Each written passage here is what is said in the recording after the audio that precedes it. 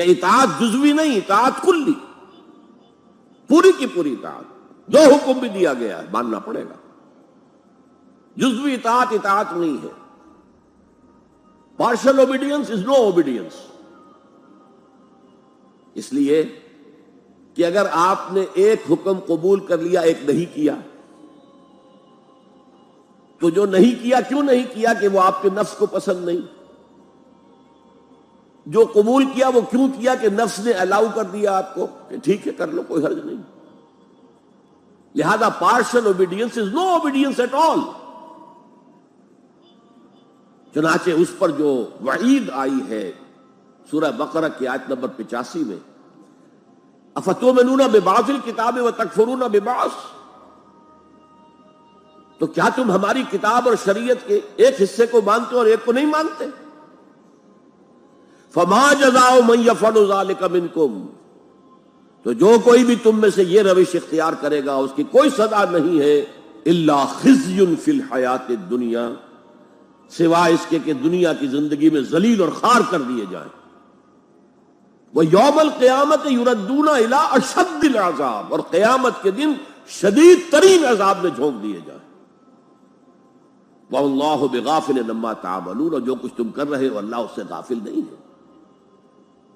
تم اپنی ظاہری ٹیپ ٹاپ سے، اپنے داڑھیوں کے طول سے اللہ کو دھوکہ نہیں دے سکتے، اپنے عمروں اور حجوں کی تعداد سے اللہ کو دھوکہ نہیں دے سکتے۔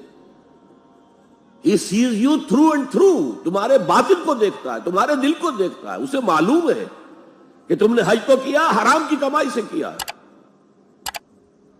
یہ بڑی شدید وعید والی آیت ہے قرآن مجید میں، کہ جس کا نقشہ ہماری نگاہوں کے سامنے آج دنیا میں مسلمانوں کی کیا وقت ہے، کیا حیثیت ہے۔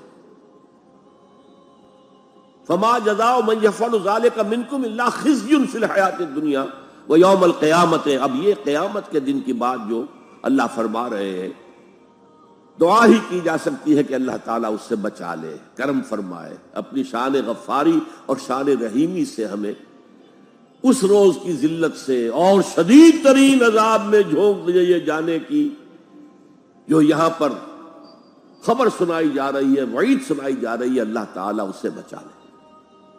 البتہ ایک بات میں اور آپ سے عرض کر دوں کہ جو کیفیت اس آیت میں سامنے آئی ہے یہ مستقل نہیں رہ سکتی۔ اگر کوئی شخص واقعتاً چاہے آغاز میں اس کا دل پازیٹیولی ایمان سے خالی تھا، لیکن ساتھ ہی نیگیٹو نفاق سے بھی خالی تھا، کہہ سکتے ہیں زیرو لیول ہے، پلس ویلیوز اور مائنس ویلیوز کے درمیان زیرو آئے گا، تو باطن کے اعتبار سے چاہے وہ زیرو لیول پر تھا، لیکن اگر وہ اطاعت کرتا رہا، نماز پڑھتا رہا، روزہ رکھتا رہا، زکوٰۃ دیتا رہا، حرام چیزوں سے بچتا رہا، فرائض ادا کرتا رہا، تو اس سے لازماً ایمان پیدا ہو جائے گا اس کے دلوں میں۔ اس لیے کہ یہ دو طرفہ پروسیس ہے، بائی لیٹرل۔ ایمان سے عمل پیدا ہوتا، عمل سے ایمان پیدا ہوتا۔ عمل انسان جب کرتا ہے، اللہ کی راہ میں قربانیاں دیتا ہے، زادتہم ایمانا، ان کے ایمان میں اضافہ ہو گیا۔ کہ ایمان دل میں آ گیا تو ایک کشاکش اندر شروع ہو جائے گی۔ آپ کے نفس کی خواہش کچھ اور ہے، ایمان کہتا ہے غلط، کشاکش ہوگی کہ نہیں؟ جیسے فرعون نے کہا تھا الیس لی ملک مصر وہذہ الانہار تجری من تحتی، کیا میں بادشاہ نہیں ہوں مصر کا؟ مصر کی حکومت میری نہیں ہے؟ اور کیا یہ ساری نہریں جو ہے میرے نظام کے تحت نہیں چل رہی؟ اسی طرح برا نہ مانیے، ہمارا نفس کہتا ہے یہ جسم میرا ہے، میری ملکیت ہے، اٹس مائی ڈومین، میری خواہش پوری کرنی ہوگی۔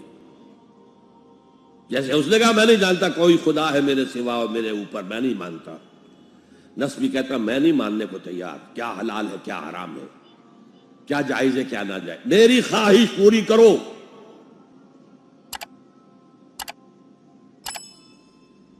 اس کے خلاف جہاد۔ نفس ماں ہم کم طرز فرعون نیست، میرا نفس بھی فرعون سے کم نہیں ہے۔ لیکن ایراعون نیست، اس کے پاس لاؤ لشکر تھا، اس نے زبان سے بھی کہہ دیا تھا انا ربکم الاعلی، میں ہوں خدا۔ میرا نفس بیچارہ اس کے پاس کوئی لاؤ لشکر نہیں، زبان سے تو یہ کچھ نہیں کہتا، اندر یہی کہتا میں بادشاہ ہوں اس وجود کا، میری مرضی پوری ہو۔ تو اسٹرگل اگینسٹ دس بیسر سیلف، ایک سیلف ہے اونچی سیلف، خود ہی انا، ایگو، اور ایک ہے یہ بیسر سیلف، حیوانی جبلتیں جو اندھی بہری ہیں، جو حلال حرام سے انہیں کوئی غرض نہیں، ان کے خلاف جہاد کرنا۔ آپ نے فرمایا صلی اللہ علیہ وسلم المجاہد من جاہد نفسہ، اصل مجاہد وہ ہے جو اپنے نفس کے خلاف جہاد کر سکے۔ تمہارے اندر یہ دشمن تو بیٹھا ہوا ہے، تکڑا ہے، تمہیں کنٹرول کر رہا، چلے آؤ باہر کے دشمنوں سے جہاد کرنے کے لیے۔ اور ایک دفعہ حضور سے پوچھا گیا ای الجہاد افضل یا رسول اللہ، اے اللہ کے رسول سب سے افضل جہاد کون سا ہے؟